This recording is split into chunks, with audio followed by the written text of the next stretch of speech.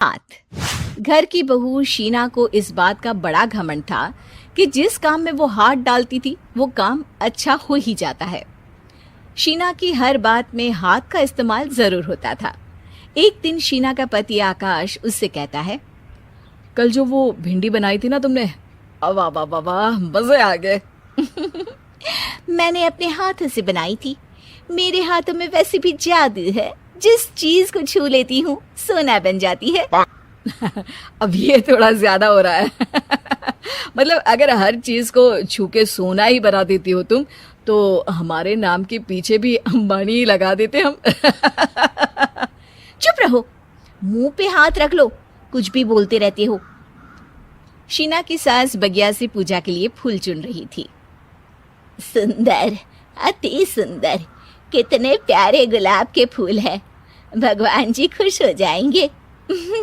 मैंने अपने हाथों से जो पौधा लगाया था, मेरे हाथों की कोई भी चीज बेकार नहीं जाती।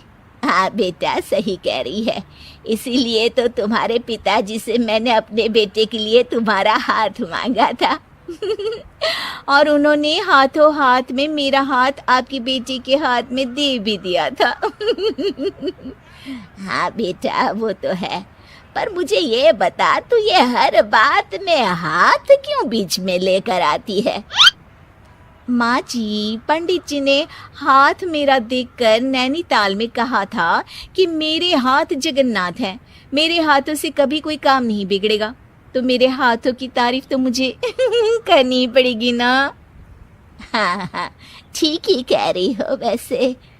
तो मिलाओ हाथ इसी बात पर। शीना को न सिर्फ इस बात पे गर्व था कि उसके हाथ से सब अच्छा होता है, बल्कि घर के सारे काम भी वो पहले अपने हाथ से करती, फिर कोई दूसरा उन कामों को कर पाता। एक दिन शीना कपड़े धो रही थी। अरे घर में वॉशिंग मशीन है तो सही, खुद क्यों थक रही हो?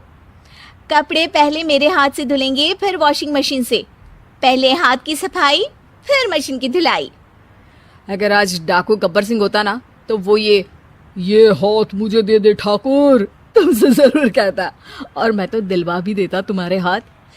हर एक काम में हाथ बटाओ, ज्यादा जुबान न चलाओ, वरना दूंगी एक उल्टे हाथ से। क्या दोगी? कपड़े दूंगी, लो निचोड़ो। ऐसे ही एक दिन, अरे बहू, ये सोफे पर चढ़कर हाथ से पंखा क्यों घुमा रही हो? माँ जी, क्योंकि मेरे हाथ से घूमेगा तो ज्यादा अच्छे से हवा देगा। अरे बेटा, फिर तो तुम गाड़ी का पहिया भी हाथ से घुमा के मायके जाया करो। एक बार आकाश ने घर पर कार लाने की बात छेड़ी।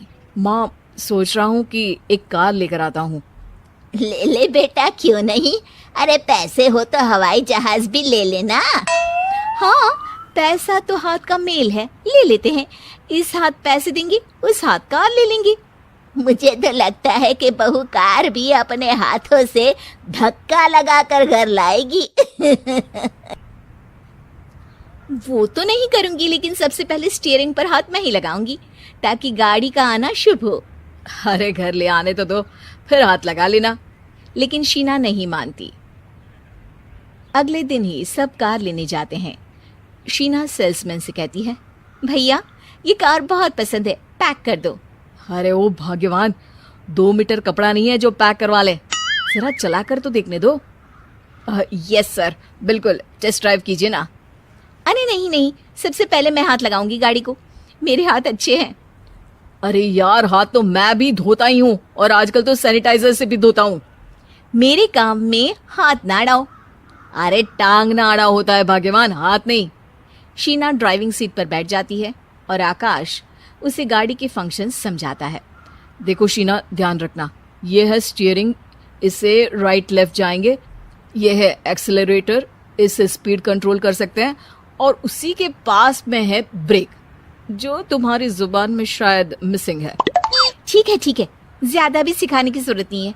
मेरी माँ तो कहती है कि मैं अगर अपनी शुभ हाथ लगा दूं तो जग घूम जाए। तो ये स्टीयरिंग क्या चीज है?